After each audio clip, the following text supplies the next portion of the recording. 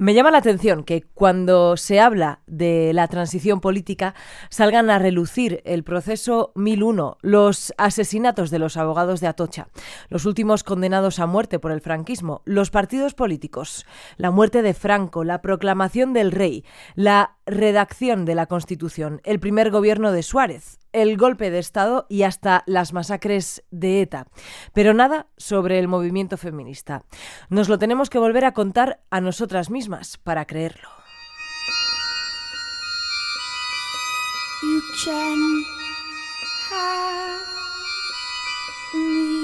Son palabras de la filósofa y activista feminista Victoria Sendón de León, que recoge un libro que se titula Yo también soy, una historia de cuerpos e identidades en lucha. Un libro coordinado por las doctoras en Bellas Artes Ana Navarrete y Virginia Paniagua.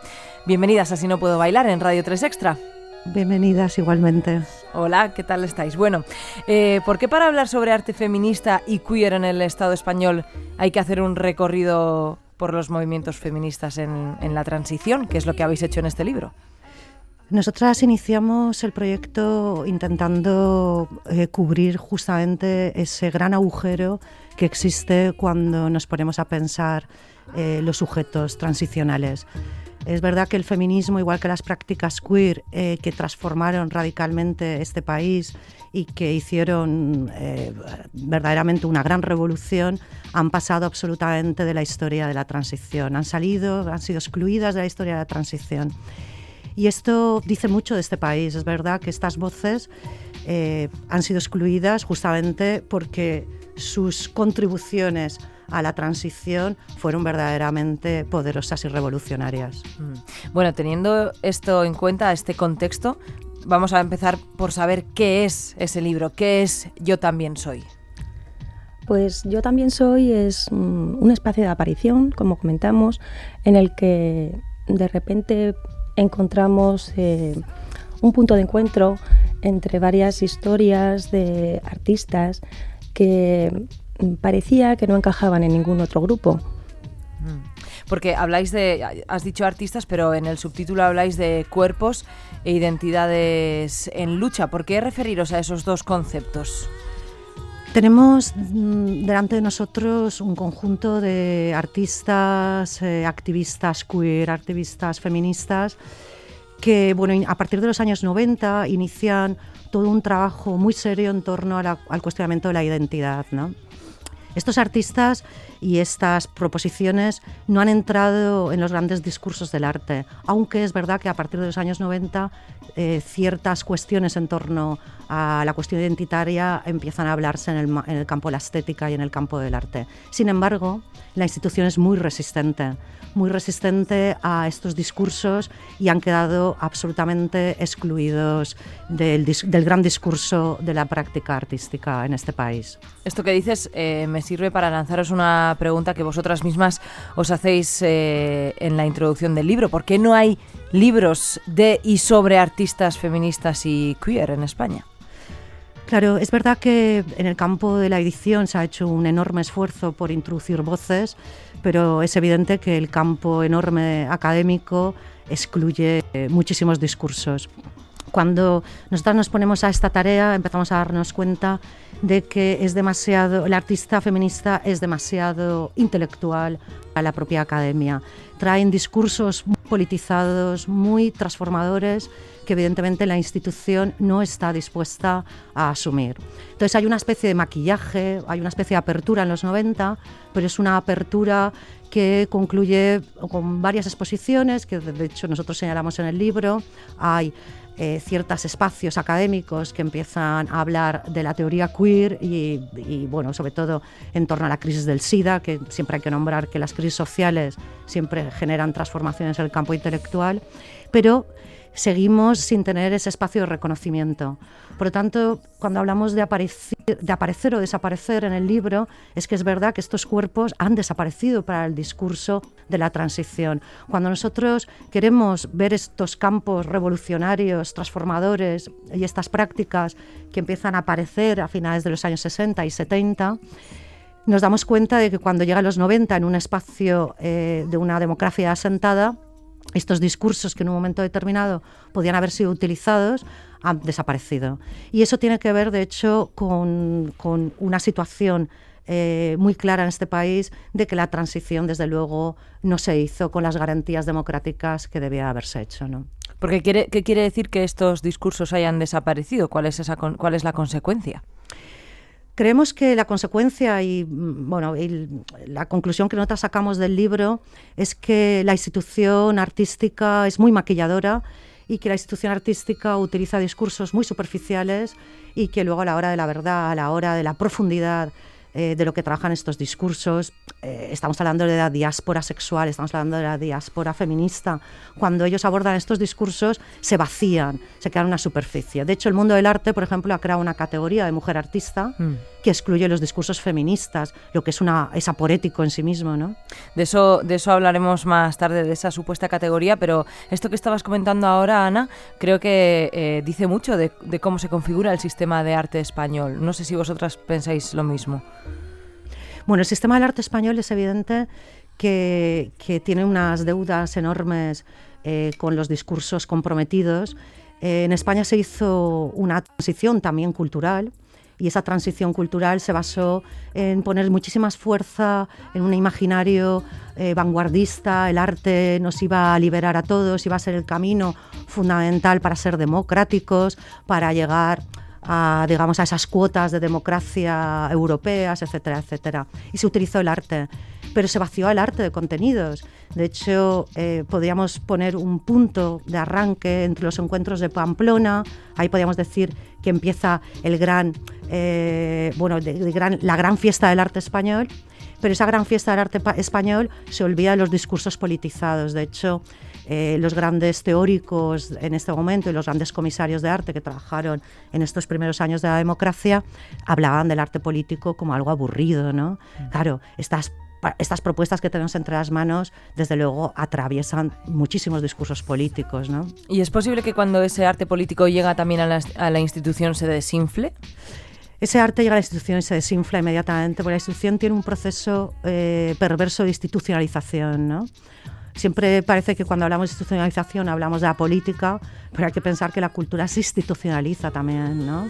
De hecho, hoy tenemos en los museos las grandes vanguardias que han perdido todo su fuelle y toda su fuerza justamente al ser institucionalizadas dentro del museo. Oye, yo tenía una pregunta que me parece interesante plantear. ¿Hay que diferenciar entre arte feminista y arte queer? Sí, hay que diferenciarlo. ¿Por qué? Bueno, partimos de que la teoría queer es una teoría que empieza a difundirse en España a partir de los años 80, mediados de los 80, y el feminismo es una práctica política y una teoría de conocimiento que debemos de rastrear en los años 60. De hecho, la teoría queer bebe y emana de la teoría feminista. Bueno, es interesante pues dejar esto bastante claro. Ahora mismo me gustaría reseñar unas palabras de Juan Martínez Oliva, que recogéis vosotras en este libro Yo también soy, que habla de la invisibilidad, de la presencia de los debates, sobre todo de los artistas queer, pero que después de repente ocurre una eclosión, ¿no? No sé si podéis hacer referencia a este proceso histórico y por qué se da. Sí, tal como plantea Jesús Martínez Oliva en el texto, él habla de un espacio en los años 90, un giro en el campo del arte. Y ese giro en el campo del arte, de hecho, tiene que ver con la aparición de unos discursos que son anglosajones, que nosotros empezamos a traducir, que empezamos a leer todas esas prácticas políticas que, de hecho, ni siquiera entendemos qué es esto de la teoría queer a principios de los 80, pero que evidentemente tiene muchísimo que ver con la crisis del SIDA. Y la crisis del SIDA y la teoría queer en España tuvieron fuerza porque, de hecho, nadie hizo la prevención en España. El Estado no asumió sus obligaciones con la prevención del SIDA y se hizo desde el movimiento LGTBI feminista. Hay que recordar a la Radical Gay en los años 70 con sus fanzines que decían nosotros hacemos la prevención, ¿no? De hecho, arengaban al Estado para que el Estado fuera consciente de que no estaba haciendo el trabajo político que se tenía que estar haciendo. Y en este caso la teoría y la práctica vinieron juntas, así como no ocurrió, podríamos decir, con otros movimientos sociales, ¿no? Bueno, después de haber creado o dibujado todo este contexto, vamos a buscar algunos referentes. Bueno, fuimos guerrillas antes de ser gorilas. Queríamos ser guerrillas porque el mundo del arte es un sitio tan educado y tan sofisticado que queríamos asustar a todo el mundo, que pensasen que había gente oculta luchando por la libertad en los estrenos y en los museos. Hicimos un par de carteles como Guerrilla Girls, con la palabra girls, porque también queríamos ser feministas, estar en guardia, pensar. Queríamos reclamar esa palabra porque se ha estado utilizando mucho tiempo para denigrar a las mujeres.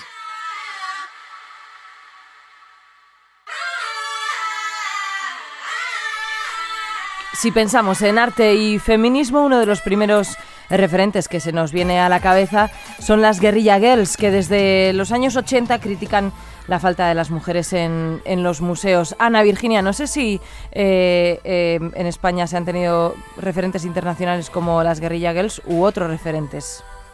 Sí, de hecho, uno de los problemas que referenciamos en el libro es que estas prácticas feministas en el Estado español nunca tuvieron la predicación que tuvieron, por ejemplo, las Guerrilla Girls en el contexto norteamericano, ¿no? Claro, cuando aparecen las guerrillas en los años 80, lo que vienen es a reivindicar unas prácticas de sus predecesoras de los años 70, aquellos movimientos feministas norteamericanos que empezaron a señalar las violaciones en los campus, que empezaron a señalar cómo había un sistema social de exclusión de las mujeres en el campo del trabajo, de la sanidad, etcétera, etcétera. Claro, las guerrillas tuvieron sus réplicas en el Estado español. De hecho, hubieron grupos que podríamos decir replicantes de algún modo de lo que estaban haciendo, pero nunca tuvieron ni la fuerza ni la predicación, vamos a decirlo así, de lo que tuvieron los grupos norteamericanos, ¿no? Pero sería interesante rescatarlos ahora, ¿no? ¿A qué colectivos os estáis refiriendo? Nosotros, por ejemplo, aquí tenemos en el libro a colectivos como Orgía o a colectivos como Destruyen Muros. Son colectivos que, si no tanto han señalado su desaparición de la esfera pública, lo que han hecho es contribuir en otras esferas, digamos que no fueran las de la esfera del arte, para desde fuera de la esfera del arte poder ser significativos dentro.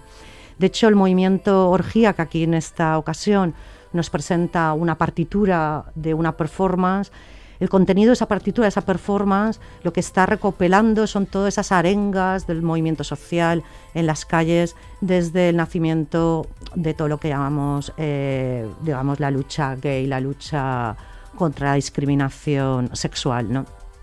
Este momento nace muchísimos grupos que hacen pequeñas aportaciones a este discurso de cómo está la institución artística, pero realmente no tienen un espacio de definición hasta que no aparece MAB, el Movimiento de Artistas por las Artes Visuales en Madrid, donde ellas ya están haciendo un trabajo muy selectivo en torno a señalar esos errores del museo, en torno a señalar cómo el museo, de hecho, no prevé exposiciones de arte feminista, pero tampoco compras de arte. Ellas van señalando todo esto. Y estamos hablando de muy recientemente, porque realmente en España ha habido una realidad muy, muy dañina, es que nunca se ha reconocido la contribución de los movimientos sociales a la construcción de la democracia española, ¿no?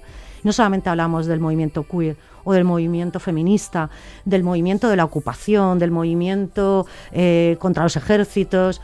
Nunca se ha tenido en cuenta en la construcción de lo social, así como en otros lugares, sobre todo en los grandes discursos anglosajones, los movimientos sociales tienen una transferencia a otros espacios. No es el caso español, ¿no? Esto tal vez es porque estos movimientos sociales han sido molestos, ¿no? Evidentemente.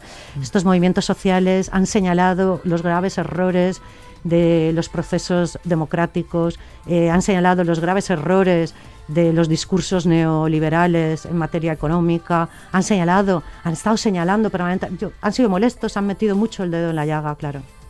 Bueno, volviendo un poco al ejemplo de Guerrilla Girls, que ellas se preguntaban si las mujeres tenían que aparecer desnudas para entrar en los museos, ¿no? Refiriéndose, bueno, pues a su protagonismo en los cuadros, pero no en las firmas de esos cuadros. Este problema, tal y como estáis diciendo aquí en la entrevista, sigue vigente, claro. Sigue vigente, sí. ¿Y qué hacemos para solucionarlo? Es muy graciosa la forma en que Guerrilla, desde la ironía, plantea, bueno, tenemos que entrar las mujeres desnudas al museo para poder entrar al museo. Pero yo haría un símil, ¿no? Y me gustaría muchísimo recordar el famoso cuadro de la Olimpia de Manet, que fue un escándalo cuando entró en el museo por primera vez, ¿no? Y era un desnudo. Y uno se pregunta, ¿cómo es posible que en un museo de arte donde siempre ha habido una representación del cuerpo desnudo de la mujer como un concepto absoluto de belleza, cómo de repente ya ese concepto se pone en jaque? Y si uno estudia de la presentación del cuadro de la Olimpia, es que la Olimpia era una prostituta. Claro, la prostituta no entra en el museo. Entonces, ¿quién no entra en el museo? No entran las prostitutas, no entran los indigentes, no entran las personas sin techo, no entran los inmigrantes. O sea, a final de cuentas, la institución museística es la institución que más opera expulsando extramuros al museo a una enorme cantidad de sujetos sociales. Cuando al mismo tiempo el museo es una representación de la realidad, ¿no? Debería ser una representación de la realidad, sí. Pero no hemos encontrado soluciones a eso que decimos, que todavía faltan mujeres en las firmas de los cuadros. No sé cuáles podríais proponer vosotras o los colectivos que habéis estudiado. Bueno, nosotras postulamos que más que incluir nombres, que desde luego también se debe hacer y que la historia del arte tiene una grandísima deuda con las mujeres en este país, pero aparte de inscribir nombres, nosotras postulamos que lo importante sería analizar las aportaciones feministas de estas mujeres a la transformación del discurso del arte. Y eso es lo importante. Claro, cuando dicen, es que no hay mujeres importantes, ¿no? Esa es la gran pregunta de Linda Nochlin o de Giselda Pollock. No hay mujeres importantes en el mundo del arte. Pero ellas lo hacen también desde el punto de vista de la ironía.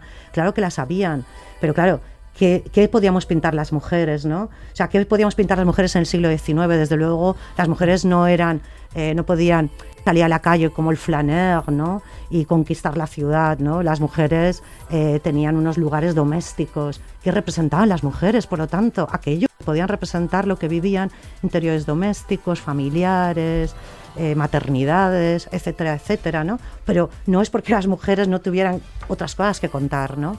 Por lo tanto, lo importante sería pensar cómo las contribuciones de estos discursos feministas han transformado la institución y cómo la institución sigue siendo resistente justamente a la transformación. Tal vez la propuesta se basa en una mirada más transversal, ¿no? De incluir esos discursos en un estudio global de la historia del arte sin relegar el arte hecho por mujeres o por identidades queer a una categoría, ¿no? Sí, yo creo que también es importante que contemporanicemos y adaptemos también nuestra mirada a lo que no sea simplemente artístico, sino a lo que forma parte de nuestra realidad. En la última parte del libro hemos hecho un trabajo que está en esta dirección, en la que hacemos coincidir pues no solamente las exposiciones, que nos parecen muy importantes y reveladoras para las personas que en ese momento las pudieron ver, sino que nos damos cuenta y se establecen unas relaciones muy interesantes entre también las traducciones de libros que venían de fuera con cierto retraso, pero que marcaron también una inspiración para la creación de nuevos trabajos, incluso de manifestaciones y de encuentros y de asociaciones que también iban ocurriendo y que creo que tiene mucho más que ver con nuestra forma de entender ahora mismo cómo se hacen presentes los trabajos artísticos en la sociedad. Es una serie de coincidencias, como hablamos, de puntos de encuentro, de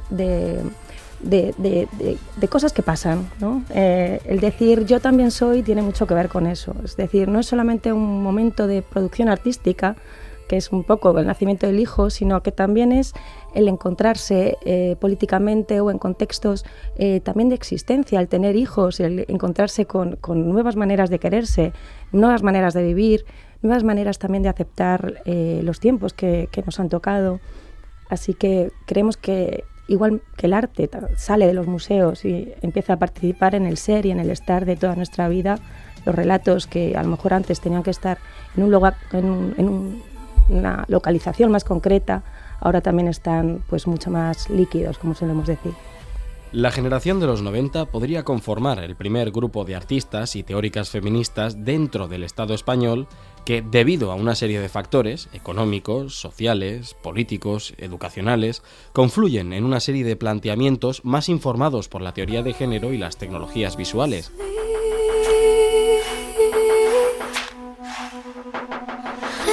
Este es otro de los fragmentos que extraemos del libro Yo también soy, de Ana Navarrete y de Virginia Paniagua. ¿Podéis ampliar, Ana, Virginia, lo que contaba este fragmento? Sí, bueno, lo que nos viene a decir este fragmento es que justamente las prácticas artísticas y los feminismos o las teorías no se han encontrado. Nosotras, cuando hablamos de un lugar de aparición, es que recuperamos una serie de nombres donde todas estas cuestiones se cruzan. En el Estado español tenemos esa particularidad, que los movimientos sociales y los movimientos culturales no se cruzan. Solamente se cruzan en momentos determinados, y esto es lo que intentamos recuperar en este libro, en esas manifestaciones y prácticas donde las luchas sociales, las luchas queer, las luchas feministas se cruzan con la práctica artística. Pero habláis de una generación, la de los 90, ¿os referís a las personas nacidas en los 90 o de las obras y movimientos surgidos en los 90? No, nacimos todos en los 60, somos ya maduritos, pero es verdad que hasta los 90 no tuvimos ese espacio. A veces las cosas no surgen porque el contexto te lo permita, sino porque las luchas abren grietas en el sistema. En los 90 se abrieron grietas en el sistema y tienen que haber también en un momento en el que nos estamos replanteando también las cuestiones de la memoria. En los 90 vuelve con fuerza la idea de la memoria, no solamente la memoria histórica de nuestro país, sino la fuerza de repensarnos para poder entender este presente. No podemos entender este presente, no somos lo que somos. Yo también soy, es porque he sido gracias a esos movimientos que han venido delante de nosotras, que han fundamentado todas estas luchas, que les han dado cuerpo y sobre todo que se han partido la cara en las calles por estos discursos. Porque esas personas a las que justo me refería en la pregunta, esas personas nacidas en los 90, que están trabajando con nuevos discursos ahora, ¿cómo creéis que están contribuyendo a ese arte feminista y queer? Están contribuyendo justamente en un espacio de hacer esa grieta. Han abierto la grieta. Eso es muy interesante porque nunca encontramos espacios de libertad, ¿no? El sistema y la institución son absolutamente controladores. Han abierto un espacio, una grieta. Estas prácticas hacen a la institución repensarse, a nosotros mismos también, pero a la institución sobre todo la hacen repensarse. Y eso es lo que nosotras pretendemos con el libro. No solamente que encontremos ese espacio de cruce entre los movimientos sociales y las prácticas culturales, sino además que obliguemos a cuestionarnos a nosotros qué estamos haciendo y cómo estamos contribuyendo a una transformación y a la propia institución a pensarse a sí misma, ¿no? ¿Qué es lo que tenemos que repensar en este 2019?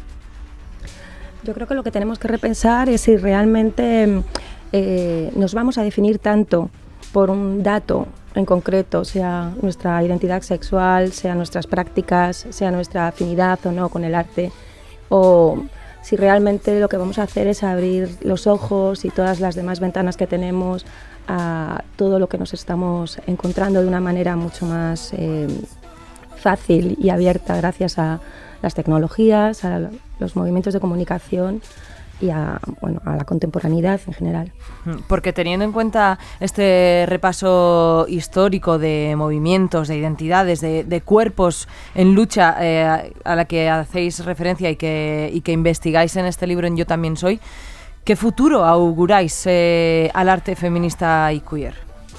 Bueno, yo creo que el arte feminista y queer va a tener grandísimas dificultades en seguir apareciendo, como nosotras planteamos en el libro, ¿no?